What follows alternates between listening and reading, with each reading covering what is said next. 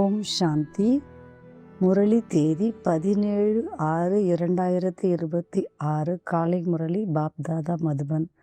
பாபா சொல்கிறார், இனிமையான குழந்தைகளே, சூரிய வம்சத்தின் ராஜ்ய பதவியை அடைவதற்காக அனைத்தையும் பாபாவிடம் அர்ப்பணம் செய்யுங்கள்.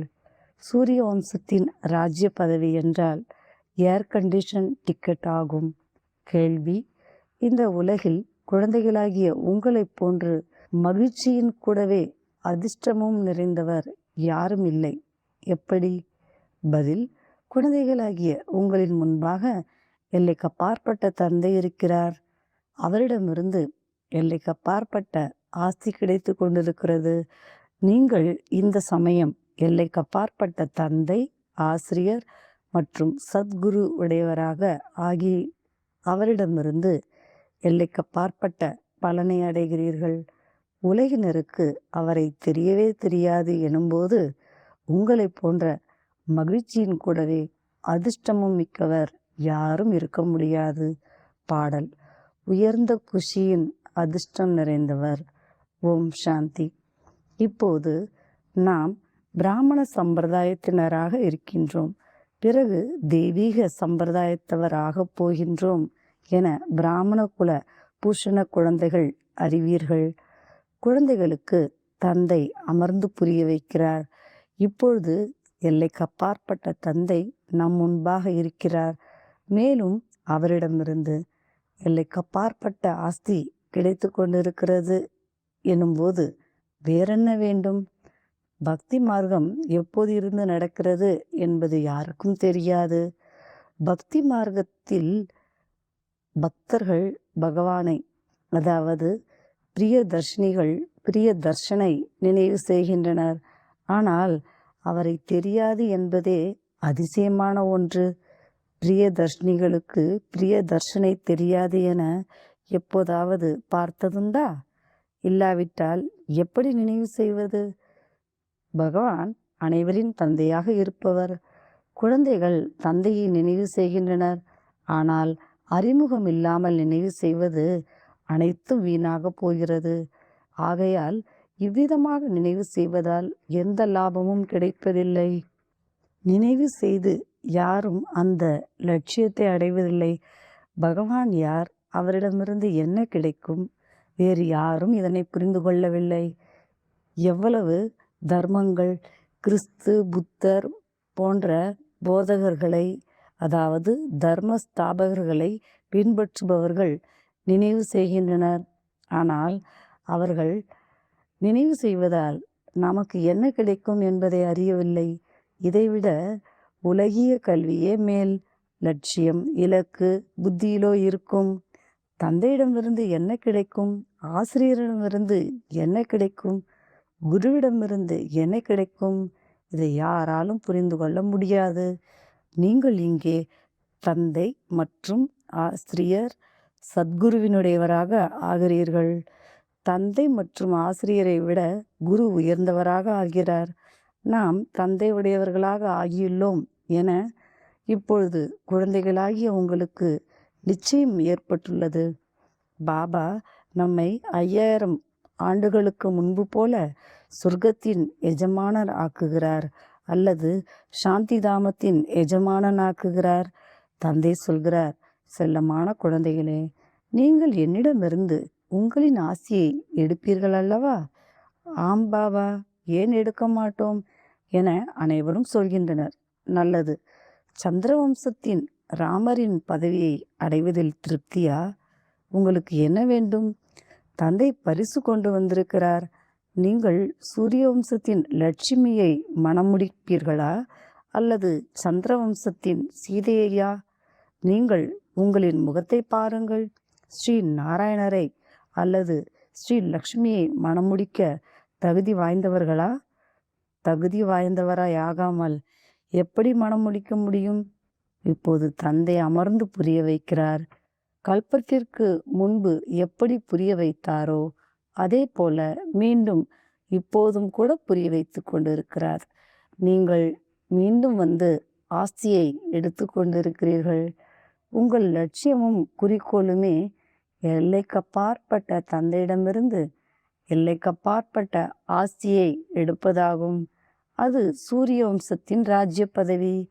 இரண்டாவது நிலை சந்திர வம்சத்தினுடையது ஆகும். ஏர் கண்டிஷன் வகுப்பு, முதல் வகுப்பு, இரண்டாம் வகுப்பு என இருக்கிறதல்லவா? எனவே சத்தியுகத்தின் முழு ராஜ்யமும் ஏர் கண்டிஷன் என புரிந்து கொள்ளுங்கள். ஏர் கண்டிஷனை விட உயர்ந்த வகுப்பு கிடையாது. பிறகு முதல் வகுப்பு. எனவே இப்பொழுது தந்தை கேட்கிறார், நீங்கள் ஏர் கண்டிஷன் எனப்படும் சூரிய வம்சத்தின் ராஜ்யத்தை எடுப்பீர்களா அல்லது சந்திரவம்சம் எனப்படும் முதல் வகுப்பா? அதனையும் விட குறைவாக பிறகு இரண்டாம் வகுப்பில் வரிசை கிரமமாக வாரிசுகளாக ஆகி பிறகு பிற்காலத்தில் கடைசியில் வந்து ராஜ்யத்தை அடைவீர்கள். இல்லாவிட்டால் மூன்றாம் வகுப்பு பிரஜைகள். பிறகு அதிலும் கூட முன்பதிவு செய்யப்படுகிறது. முதல் வகுப்புக்கான முன்பதிவு, இரண்டாம் வகுப்பின் முன்பதிவு என வரிசை கிரமமான வகுப்புகள் உள்ளன அல்லவா? எனவே மற்றபடி அங்கே சுகம் இருக்கவே இருக்கும். தனித்தனி கம்பார்ட்மெண்ட் இருக்கும் அல்லவா? பணக்கார மனிதர்கள் ஏர் கண்டிஷன் பெட்டியின் டிக்கெட் எடுப்பார்கள். உங்களில் யார் செல்வந்தராவீர்கள்? யார் அனைத்தையும் தந்தைக்கு கொடுக்கின்றனரோ அவர்கள். பாபா, இவை அனைத்தும் உங்களுடையது. பாரதத்திற்கு புகழ் பாடப்பட்டுள்ளது. பாரதத்தில்தான் புகழ் பாடப்பட்டுள்ளது. வியாபாரி, ரத்ன வியாபாரி, மந்திரவாதி. இந்த புகழ் தந்தையினுடையது ஆகும், கிருஷ்ணருடையது அல்ல. கிருஷ்ணரோ ஆஸ்தி எடுத்தார், சத்தியுகத்தில் பலனை அடைந்தார். அவரும் பாபாவுடையவராக ஆனார். பலனை ஏதோ ஒரு விதத்தில் முயற்சி செய்து அடைந்திருக்க வேண்டும் அல்லவா? லட்சுமி நாராயணர் சத்தியுகத்தில் பலனை அனுபவிக்கின்றனர். இப்பொழுது குழந்தைகளாகிய நீங்கள் நல்ல விதமாக அறிவீர்கள். கண்டிப்பாக இவர்கள் கடந்த காலத்தில் பலனை உருவாக்கியிருப்பார்கள் அல்லவா? நேரு அடைந்த பலன் எவ்வளவு நன்றாக இருந்தது. கண்டிப்பாக நல்ல செயல்களை செய்திருந்தார். பாரதத்தின் முடிசூடா மன்னராக இருந்தார். பாரதத்தின் புகழ் நிறைய உள்ளது. பாரதத்தை போன்ற உயர்ந்த நாடு வேறு எதுவும் இருக்க முடியாது. பாரதம் பரமபிதா பரமாத்மாவின் பிறப்பிடமாகும். இந்த ரகசியம் யாருடைய புத்தியிலும் பதிவதில்லை. பரமாத்மாதான் அனைவருக்கும் சுகம் சாந்தியை அரை கல்ப காலத்திற்கு தருகிறார். பாரதம்தான் முதல் நம்பர் தீர்த்தஸ்தலமாகும். ஆனால் நாடக திட்டத்தின்படி ஒரு தந்தையை மறந்ததனால் சிருஷ்டியின் நிலை எப்படி ஆகிவிட்டது? ஆகையால் சிவபாபா மீண்டும் வருகிறார். யாராவது கருவியாக ஆகின்றனர் அல்லவா? இப்பொழுது தந்தை சொல்கிறார், அசரீரி ஆகுங்கள், தன்னை ஆத்மா என நிச்சயப்படுத்துங்கள். ஆத்மாவாகிய நான் யாருடைய குழந்தை என்பது யாருக்கும் தெரியாது. அதிசயம் அல்லவா? ஓ இறை தந்தையே, இரக்கம் காட்டுங்கள் என சொல்லவும் செய்கின்றனர். சிவ ஜெயந்தியும் கொண்டாடுகின்றனர். ஆனால் அவர் எப்போது வந்திருந்தார் என்பது யாருக்கும் தெரியாது. மேலும் இது 5000 வருடங்களின் விஷயம். தந்தைதான் வந்து சத்தியுகத்தை ஸ்தாபனை செய்கிறார். சத்தியுகத்தின் ஆயுள் லட்சக்கணக்கான ஆண்டுகள் அல்ல. எனவே அடர்ந்த காரிருளாக உள்ளது அல்லவா? கீதையின் உபதேசத்தை எவ்வளவு பேர் வந்து கேட்கின்றனர். ஆனால் படிப்பவர்களும் படிக்க வைப்பவர்களும் எதுவும் புரிந்து கொள்ளவில்லை. தந்தை எவ்வளவு எளிதாக்கி விளக்கமாக புரிய வைக்கிறார். தந்தையை மட்டுமே நினைவு செய்யுங்கள். இல்லற விஷயங்களில் இருந்தபடி தாமரை மலர் போல ஆகுங்கள். விஷ்ணுவுக்குத்தான் அனைத்து அலங்காரங்களும் கொடுத்துள்ளனர். சங்கும் கொடுத்துள்ளனர், தாமரை மலரும் கொடுத்துள்ளனர். உண்மையில் தேவதைகளுக்கு கொடுக்கப்படுவதில்லை. இவை எவ்வளவு ஆழமாக புரிந்து கொள்ள வேண்டிய விஷயங்களாகும். இவை பிராமணர்களின் அலங்காரமாகும். ஆனால் பிராமணர்களுக்கு எப்படி கொடுப்பது? இன்று பிராமணர்களாக உள்ளனர், நாளை சூத்திரர்களாக ஆகிவிடுகின்றனர். பிரம்மா குமாரர்களே சூத்திர குமாரர்களாகிவிட்டனர். மாயை தாமதிப்பதில்லை. ஏதாவது தவறு செய்தாலோ, தந்தையின் உயர்ந்த வழிப்படி நடக்காவிட்டாலோ, புத்தி கெட்டுவிட்டாலோ, மாயை நன்றாக அடித்து முகத்தை தன் பக்கம் திருப்பி விடுகிறது. அடித்து முகத்தை திருப்பி விடுவேன் என கோபம் வந்து விட்டால் மனிதர்கள் சொல்கின்றனர் அல்லவா? ஆகவே மாயை கூட அப்படித்தான். தந்தையை மறந்துவிட்டால் மாயை ஒரு வினாடியில் அடித்து முகத்தை தன் பக்கம் திருப்பி விடுகிறது. ஒரு வினாடியில் ஜீவன் முக்தியை அடைகின்றனர். மாயை ஒரு வினாடியில் ஜீவன் முக்தியை அழித்து விடுகிறது. எவ்வளவு நல்ல நல்ல குழந்தைகளை மாயை பிடித்து கொள்கிறது. எங்காவது தவறு செய்கிறார்களா என பார்க்கிறது. உடனே அடித்து விடுகிறது. தந்தை வந்து பழைய உலகத்திலிருந்து முகத்தை திருப்புகிறார். லௌகிக்க தந்தை ஏழையாக இருப்பார். பழைய குடிசையில் வசிப்பார். பிறகு புதிய வீடு கட்டினால், இதோ புதிய வீடு தயாராகிவிடும், நாம் சென்று அமர்ந்து விடுவோம் என குழந்தைகளின் புத்தியில் வந்து விடுகிறது. இந்த பழைய வீட்டை இடித்து விடுவோம். இப்பொழுது தந்தை உங்களுக்காக உள்ளங்கையில் மலர் தோட்டம் அல்லது வைகுண்டத்தை கொண்டு வந்துள்ளார். செல்லமான குழந்தைகளே, என்ன சொல்கிறார்? ஆத்மாக்களுடன் பேசுகிறார். இந்த கண்களின் மூலம் குழந்தைகளாகிய உங்களை பார்த்து கொண்டிருக்கிறார். நானும் கூட நாடகத்தின் வசப்பட்டுள்ளேன் என தந்தை புரிய வைக்கிறார். நாடகத்தில் இல்லாத எதுவும் செய்ய முடியும் என்பதல்ல. அவ்வாறு இல்லை. குழந்தைகளுக்கு நோய் வந்தால் நான் சரிப்படுத்துவேன், அறுவை சிகிச்சையிலிருந்து விடுவிப்பேன் என்பதல்ல. இல்லவே இல்லை. கர்ம சுமையை அனைவரும் அனுபவிக்கவே வேண்டும். உங்கள் மீது நிறைய சுமை உள்ளது. ஏனென்றால் நீங்கள் அனைவரை காட்டிலும் பழையவர்கள். சதோ பிரதானத்திலிருந்து ஒரேடியாக தமோ பிரதானமாக ஆகியுள்ளீர்கள். இப்பொழுது குழந்தைகளாகிய உங்களுக்கு தந்தை கிடைத்திருக்கிறார் எனும்போது தந்தையிடமிருந்து ஆஸ்தியை எடுக்க வேண்டும். சூரிய வம்சத்தவர், சந்திர வம்சத்தவர்களாக இருப்பவர்கள் அவசியம் வருவார்கள். தேவதைகளாக இருந்தவர்கள் பிறகு சூத்திரர்களாக ஆனவர்கள். பிறகு அவர்களே பிராமணர்களாக ஆகி தெய்வீக சம்பிரதாயத்தினராக ஆவார்கள். இந்த விஷயங்களை தந்தையை தவிர வேறு யாரும் புரிய வைக்க முடியாது. தந்தைக்கு குழந்தைகளாகிய நீங்கள் எவ்வளவு இனிமையானவர்களாக தெரிகிறீர்கள். நீங்கள் அதே போன கல்பத்தைச் சேர்ந்த என்னுடைய குழந்தைகள் என சொல்கிறார். நான் கல்ப கல்பமாக வந்து உங்களுக்கு படிப்பிக்கின்றேன். எவ்வளவு அதிசயமான விஷயங்கள்! நிராகார பகவானுடைய மகா வாக்கியங்கள். உடல் மூலம் வாக்கியங்கள் கூறுவார் அல்லவா? உடலை விட்டு பிரித்து விட்டால் ஆத்மா பேச முடியாது. ஆத்மா உடலிலிருந்து பிரிந்து சென்று விடுகிறது. இப்பொழுது தந்தை சொல்கிறார், அஷரீரி பவ, பிராணாயாமம் போன்றவற்றை செய்ய வேண்டும் என்பதல்ல. நான் ஆத்மா அழிவற்றவன் என புரிந்து கொள்ள வேண்டும். என்னுடைய ஆத்மாவில் 84 பிறவிகளின் நடிப்பு நிரம்பியுள்ளது. தந்தை தானே சொல்கிறார், நான் நடிக்கக்கூடிய அனைத்து நடிப்பின் பாகமும் என்னுடைய ஆத்மாவில் நிரப்பப்பட்டுள்ளது.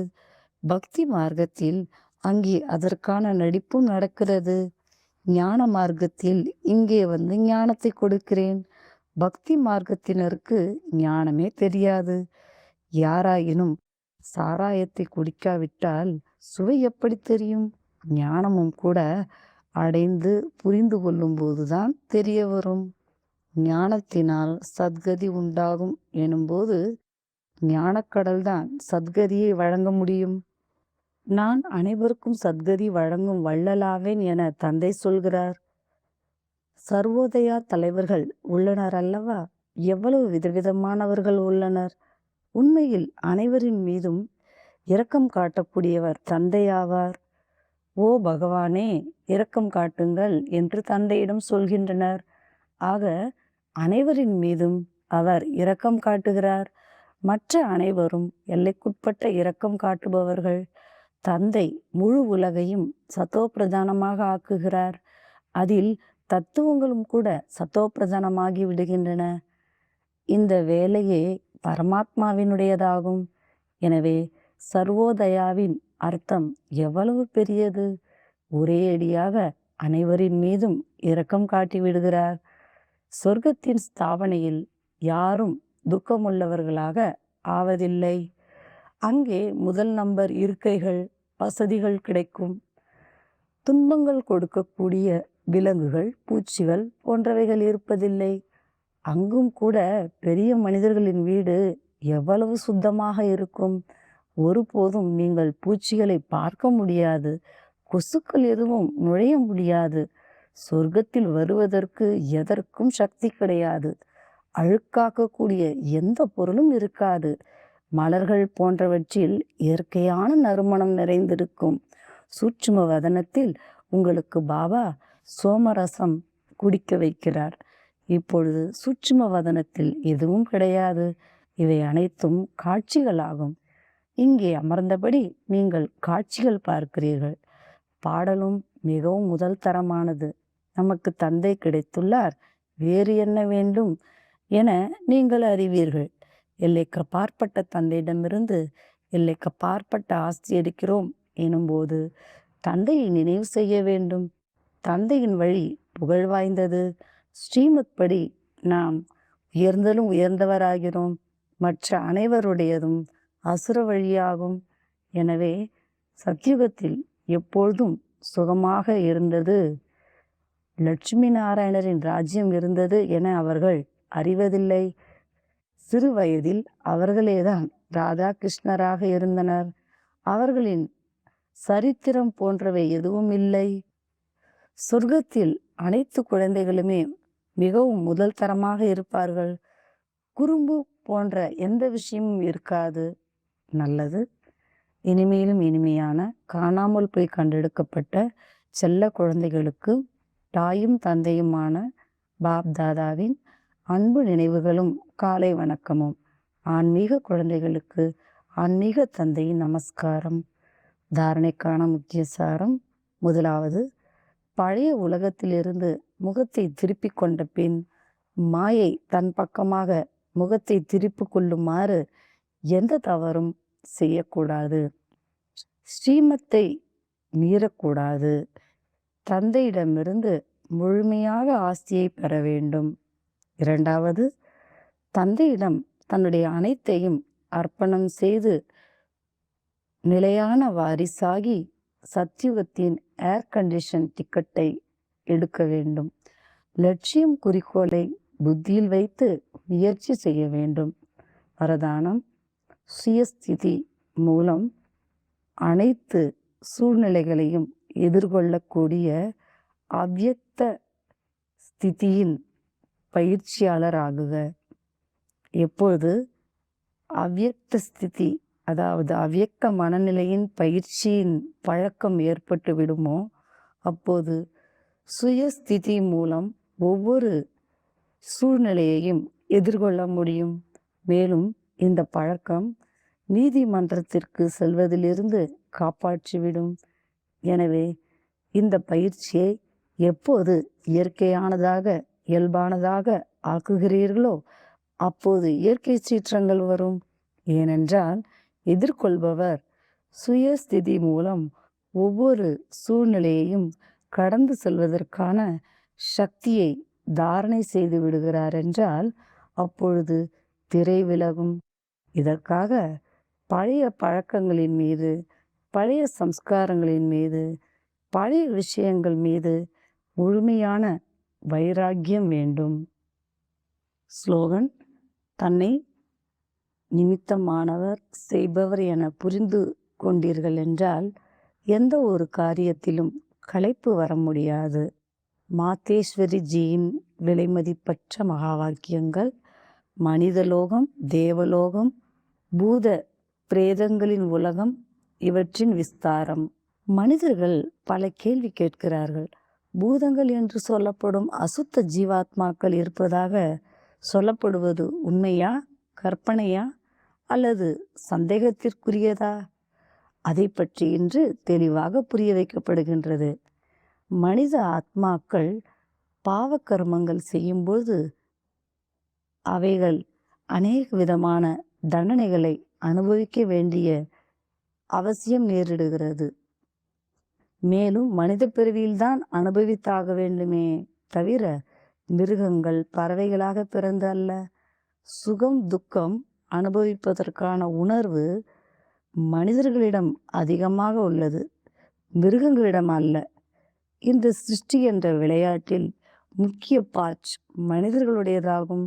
இந்த மிருகங்கள் பறவைகள் போன்றவைகள் சிருஷ்டி டிராமாவின் அழகாக உள்ளன. முழு கல்பத்திலும் சத்தியுக ஆரம்பத்திலிருந்து கலியுக கடைசி வரை மனித ஆத்மாவுக்கு 84 பிறவிகள். மற்றபடி இந்த 84 லட்சமோ மிருகங்கள் பறவைகள் போன்றவற்றின் பல வகை இருக்கலாம். இப்பொழுது இந்த அனைத்து ரகசியங்களையும் பரமாத்மாவை தவிர வேறு யாராலும் புரிய வைக்க முடியாது. ஆத்மாக்களின் வசிப்பிடம் பிரம்ம தத்துவம், அதாவது நிராகாரி உலகம். மற்றபடி இந்த மிருகங்களின் ஆத்மாக்கள் பிரம்ம தத்துவத்திற்கு செல்ல முடியாது. அவை இந்த ஆகாய தத்துவத்திற்குள்ளேயே பாட் நடிக்கின்றன. அவற்றுக்கு கூட இமர்ஜ் ஆவதுடன் சத்தோ ரஜோ தமோவில் வரக்கூடிய பாட் உள்ளது. எனவே இயற்கையின் நிறைய விஸ்தாரத்தில் செல்லாமல் முதலில் நாம் நம் ஆத்மாக்களுக்கு நன்மை செய்ய வேண்டும், அதாவது மன்மனாபவ. இப்பொழுது மனித ஆத்மா பற்றிய விஷயத்திற்கு வருவோம். எந்த ஆத்மாக்கள் அசுத்த செயல் செய்வதால் பாவக்கர்மங்களை உருவாக்குகிறார்களோ அவர்கள் தங்கள் அசுத்த சம்ஸ்காரங்களிற்கேற்றவாறு பிறப்பு இறப்பு சக்கரத்தில் வந்து ஆதி மத்தியம் அந்திமம், அதாவது கடைசி இறக்கும் தருவாயில் தாங்கள் செய்துள்ள பாவக்கர்மங்களின் காட்சியை பெற்று சூட்சுமத்தில் தண்டனையை அனுபவிக்கிறார்கள். இந்த குறுகிய காலத்தில் நிறைய ஜென்மங்களின் துன்பத்தின் அனுபவம் ஏற்படும். பிறகு சரீரத்தை விட்டுவிட்டு கர்ப்பம் என்ற ஜெயிலில் தண்டனை அனுபவிக்கிறார்கள்.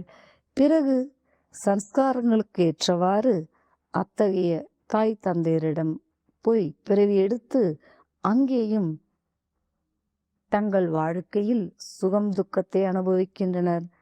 இதுதான் ஆதி மத்திய அந்திமம் எனப்படுவது. ஆனால் ஆத்மாக்கள் சிலருக்கு விரைவில் சரீரம் கிடைப்பதில்லை. அவர்கள் ஒளி வடிவத்தில் இந்த ஆகாய தத்துவத்தினுள் பூதமாகி அலைந்து கொண்டே இருக்கின்றனர். இதுவும் கூட ஒரு தண்டனை தான், அதாவது வினைப்பயனை அனுபவிப்பது. அந்த அசுத்த ஜீவாத்மாக்களோடு யாருக்காவது கணக்கு வழக்கு இருக்குமானால் இவர்கள் அவர்களுக்குள் பிரவேசமாகி துன்பம் கொடுக்கின்றனர். அதாவது கணக்கு வழக்கை முடித்த பிறகு போய் தங்கள் சரீரத்தை தாரணை செய்கின்றனர். இன்னும் சில ஜீவாத்மாக்களோ யாருக்குள் பிரவேசிக்கின்றார்களோ அவர்களை அதிகமாக அடித்து துன்புறுத்தவும் செய்கின்றனர். மிகுந்த கஷ்டங்களை கொடுப்பார்கள். ஆனால் இந்த அனைத்து கணக்கு வழக்குகளுக்கு உள்ளும் அனுபவிப்பதற்கான விதம் உள்ளது. அனைவருக்கும் மனித சரீரத்தில்தான் சுக துக்கம் அனுபவமாகிறது. இதுவோ உங்களுக்கு புரிய வைக்கப்பட்டுள்ளது. அதாவது ஆத்மா முக்தி தாமத்திலிருந்து இந்த சாக்கார விளையாட்டில் வரக்கூடிய ஆத்மா இடையில் முக்தி தாமத்திற்கு திரும்பி செல்ல முடியாது. ஆனால் தாங்கள் செய்துள்ள நல்ல தீய செயல்களுக்கு ஏற்றவாறு சம்ஸ்காரங்களை எடுத்துக்கொண்டு சுக துக்கத்தின் சக்கரத்தில் வருகின்றனர். அனைத்து ஆத்மாக்களுக்கும் மறுபிறவி நடைபெறுகின்றது. ஒரு பரமாத்மாவுக்கு மட்டும் இல்லை. நல்லது. அவ்யக்த சமயை. எப்போதும் மகிழ்ச்சியாக இருக்க வேண்டுமென்றால் தங்களது சுபாவத்தை எளிதாக ஆக்கிக் கொள்ளுங்கள். சகிப்புத்தன்மையுடையவராகுங்கள். பாப்தாதாவுக்கு அனைவரை காட்டிலும் பிரியமானவர்கள் தூய்மையான உள்ளம் கொண்ட குழந்தைகள் மட்டுமே. தூய உள்ளம் கொண்டவர்கள் எப்போதும் பாப்தாதாவின் மன சிம்மாசனத்தில் அமர்ந்துள்ளனர். அவர்கள் உள்ளுணர்வில், பார்வையில், பேச்சில், சம்பந்தம் தொடர்பில் எளிதாகவும் தெளிவாகவும் ஒரே சமமாகவும் காணப்படுகின்றனர். சரளத்தன்மையின் அடையாளம் மனம், புத்தி, வார்த்தை ஒன்று போல் இருப்பதாகும். உள்ளத்தில் ஒன்று, வார்த்தையில் வேறொன்று என இருப்பது சரளத்தன்மையின் அடையாளம் அல்ல. சரளமான சுபாவம் உள்ளவர்கள் எப்போதும் பணிவுள்ளவராக, அகங்காரியாக, சுயநலம் இல்லாதவராக இருப்பார்கள். அவர்கள் எளிய உள்ளம், எளிய வார்த்தை, எளிய உள்ளுணர்வு, எளிய பார்வையுடையவராக இருப்பார்கள். ஓம் சாந்தி.